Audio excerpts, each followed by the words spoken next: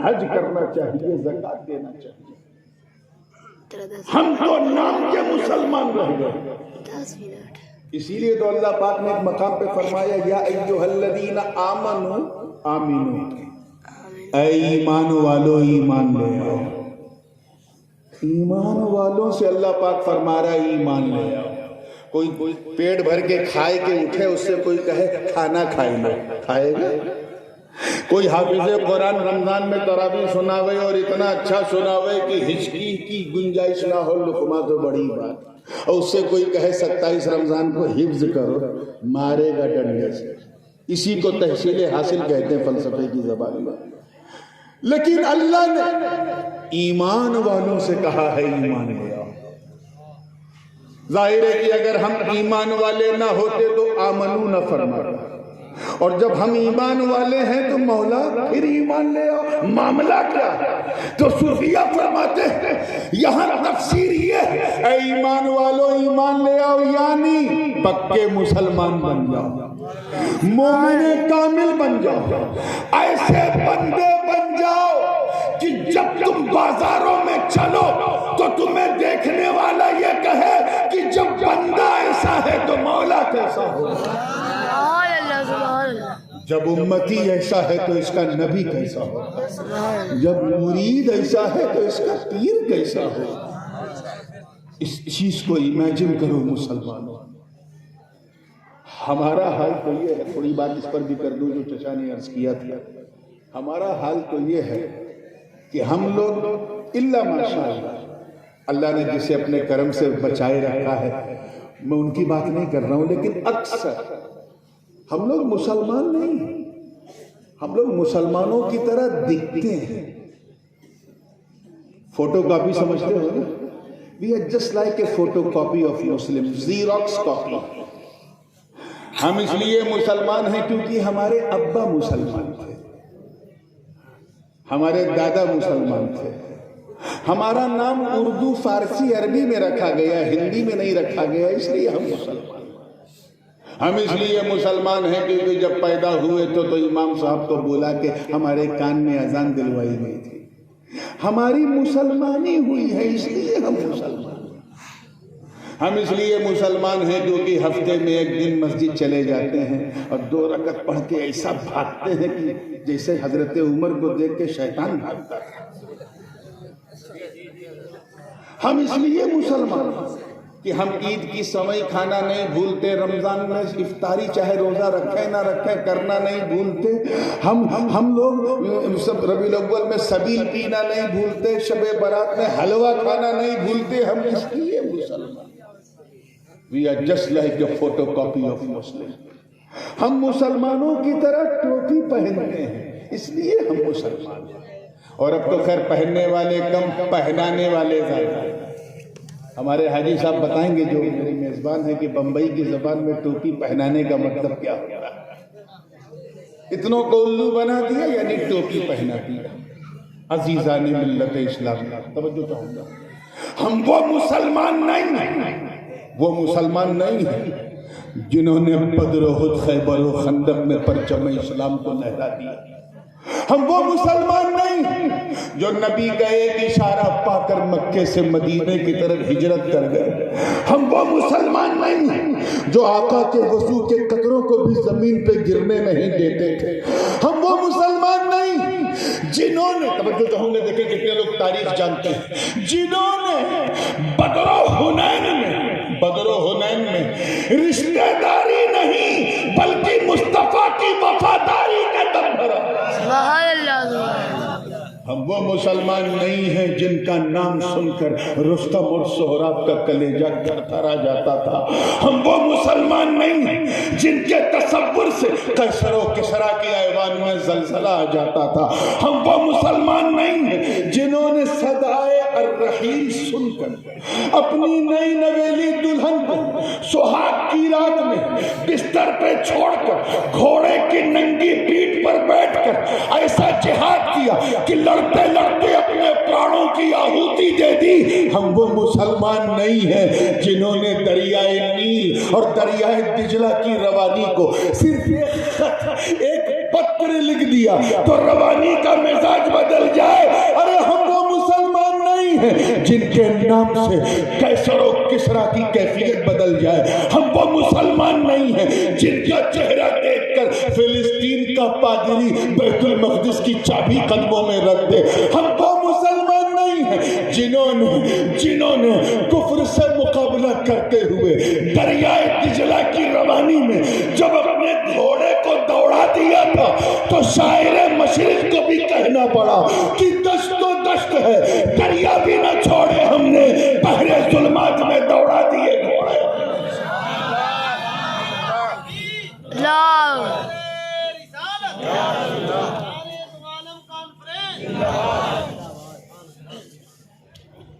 ہم لوگ تو فوٹو کاپی کیا ہیں, رکھو نیچے.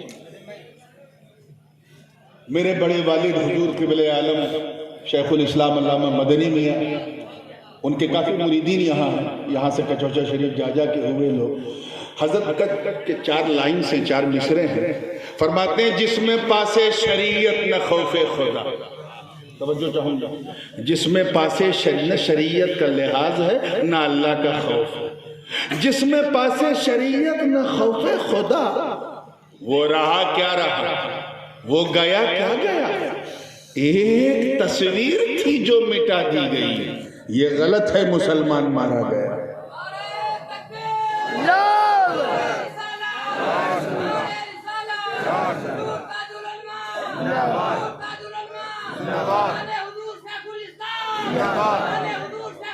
ایک تصویر تھی جو مٹا دی گئی. یہ جو ہم سنتے ہیں نا, آج فلسطین میں اتنے مارے گئے, تو عراق میں اتنے, تو سیریا میں اتنے, تو فلاں جگہ اتنے, یہ مسلمان نہیں, اس میں زیادہ تر فوٹو کاپی. اسی لیے تو ہمارے دل کو چوٹ نہیں لگتی, نہ ہمارا ایک ٹائم کا کھانا چینج ہوتا, نہ ہمیں افسوس ہوتا ہے. کیونکہ جب سچا مسلمان کہیں ناحق مارا جاتا ہے تو مارا تو ایک جاتا ہے لیکن پوری دنیا کپ کپا جاتی ہے. آج ہم گنہگاری کے دلدل میں اتنا دھس چکے ہیں کہ رات دن شراب کباب اور شباب میں گزر گئے, اور ہم یہ بھول گئے کہ ہم صرف اللہ کی عبادت کے لیے آئے تھے. We are so fortunate people that Allah subhanahu wa ta'ala called us as a kuntum khayra ummatin ukhrijat linnas. اس نے ہمیں خیر امت کا تاج پہنایا ہے میرے رب نے, اور ہمارا یہ حال. فجر کے وقت ہم چادر تانے چھوڑ, ظہر میں کسی مارکیٹ میں گھوم رہے, عصر کے وقت کہیں کرکٹ کھیل رہے, مغرب کے وقت کسی چائے خانے میں بیٹھے, عشاء کے وقت کہیں دوستوں کے ساتھ گپے لگا رہے. یہ ہم مسلمان ہیں. عزیزان ملت, حضرت خواجہ حسن بصری کون نہیں جانتا رضی اللہ تعالیٰ عنہ, پیروں کے پیر ہیں, ہر سلسلہ ان سے جا کے ملتا ہے. ان کے زمانے میں ایک ظالم بادشاہ تھا, حاکم تھا بصرہ کا, حجاج بن یوسف. نام سنا نہیں سنا ہوگا, چلو میں تھوڑا سا بتا دوں. یہ اتنا ظالم و جابر تھا کہ اپنے ہی گرو کو اس نے سائیڈ میں بٹھا کے مارگ درشک بنا کے خود ان کی کرسی پہ بیٹھ گیا تھا. اور گرو کے زمانے میں جو سکہ چلتا تھا اسے ڈی مونیٹائز کر کے, نوٹ بندی کر کے اپنے نام کا سکہ اس نے رائج کیا.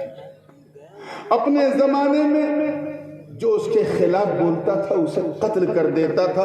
اسی لیے وہ کئی صحابہ اور نہ جانے کتنے تابعین کا قاتل. اتنا ظالم و جابر تھا کہ حکومت کی ساری ایجنسیز کو اپنے جیب میں رکھتا تھا. اس کے خلاف اگر کوئی بولتا تھا تو حکومت کی ایجنسی اس کے خلاف لگا دی جاتی. پورے میڈیا تنتر کو اس نے اپنے کنٹرول میں کر لیا تھا. میں حجاج بن یوسف کی بات کر رہا ہوں, آپ کا دماغ کہیں اور تو نہیں جا رہا ہے؟ وہ جائے تو پھر کون اس کو روکتا ہے. اتنا ظالم. بس اس نے ایک بہت بڑا کام کیا کہ اس نے بر صغیر ہند و پاک, انڈونیشیا اور ایران والوں کے لیے, یعنی اجمیوں کے لیے اس نے قرآن پاک میں اعراب اور نقطے لگا دیے, زبر زیر پیش بھی لگا دیے, اور نقطے یعنی یہ با کا نقطہ, یہ تا کا نقطہ, تاکہ ہم لوگ قرآن شریف پڑھ سکیں. یہ بڑا کام کر کے گیا. اب اگر اللہ اسے معاف کر دے تو اس کا فضل ہے, اور نہ معاف کرے تو اس کا عدل ہے, اس کا فیصلہ ہے. لیکن اتنا ظالم تھا کہ کسی کو سکون سے سانس نہیں لینے دیتا. ایک دن خواجہ حسن بصری کا ایک مرید ان کے پاس آیا، کہا حضور اللہ اس حجاج بن یوسف کو کرسی سے اتار کیوں نہیں دیتا، اسے ہٹا کیوں نہیں دیتا؟ اتنا بڑا قاتل جس کے ہاتھ مسلمانوں کے خون سے رنگے ہوئے ہیں، اللہ اسے ہٹا کیوں نہیں دیتا؟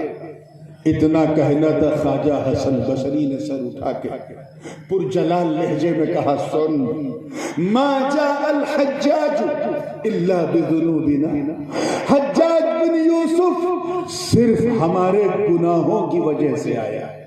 توجہ چاہوں گا بائیں والوں کی، حجاج بن یوسف صرف ہمارے گناہوں کی وجہ سے آیا۔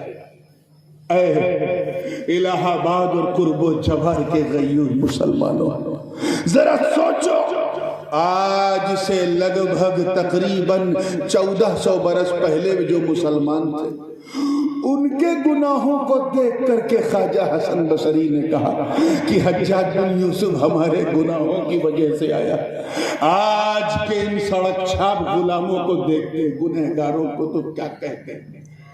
رات دن نماز چھوڑنے والے ظالموں کو دیکھتے تو کیا کہتے ہیں؟ رات دن شراب کباب اور شباب میں گزارنے والے نوجوانوں کو دیکھتے تو کیا کہتے ہیں؟ اپنی بیوی کے آگے ماں کو ٹھوکر مارنے والے چھوکروں کو دیکھتے تو کیا کہتے ہیں؟ رات دن فیس بک، واٹس ایپ، انسٹاگرام اور نہ جانے کیسے کیسے سوشل فیلڈ پر پورا وقت گزار کر عبادات کو چھوڑنے والی اس نسل کو دیکھتے تو وہ کیا کہتے؟ اپنے ماں باپ کے حقوق کو پامال کرنے والی اس قوم کو دیکھتے تو وہ کیا کہتے؟ اب اگر ہم کچھ بھگت رہے ہیں، اگر ہمیں یہ فیل ہوتا کہ ہم پر ظلم ہو رہا، تو ہمیں کوئی ادھیکار نہیں ہے شکایت کرنے کا، کوئی حق نہیں، کیونکہ یہ ہم نے خود کیا۔ اللہ پاک فرماتا ہے، ظہر الفساد فی البر والبحر بما کسبت ایدی الناس لیذیقہم بعض الذی عملوا، یہ جو مزہ چکھایا جا رہا ہے یہ ہماری کرتوتوں کی وجہ سے ہے۔ اب اگر ہمارے سر پر کوئی ظالم ہے اور تمہیں اسے ہٹانا ہے تو شکایت کرنے سے کام نہیں چلے گا، بس اپنے رب کی بارگاہ میں رجوع کر لو مسلمانوں، توبہ کر لو اپنے گناہوں سے، گڑ گڑاؤ، رو، جتن کرو۔ میں عزت رب کعبہ کی قسم اٹھا کے کہتا ہوں کہ اگر تیرے گناہ آنسو بن کے تیری آنکھوں سے ٹپک پڑے تو رب کا کرم رحمتوں کا دریا بہا دے، مگر ہم تو وہی کے وہی رہ گئے۔ ایک مستشرق نے، عیسائی تھا، اس نے اسلام سے بڑا متاثر تھا، اس نے اپنے مسلمان ہونے کا، جب وہ مسلمان ہوا تو اس نے واقعہ لکھا، اس نے کچھ فیکٹس لکھے۔ یہ ڈرنکس کا ٹائم شروع ہو گیا ہے کیا؟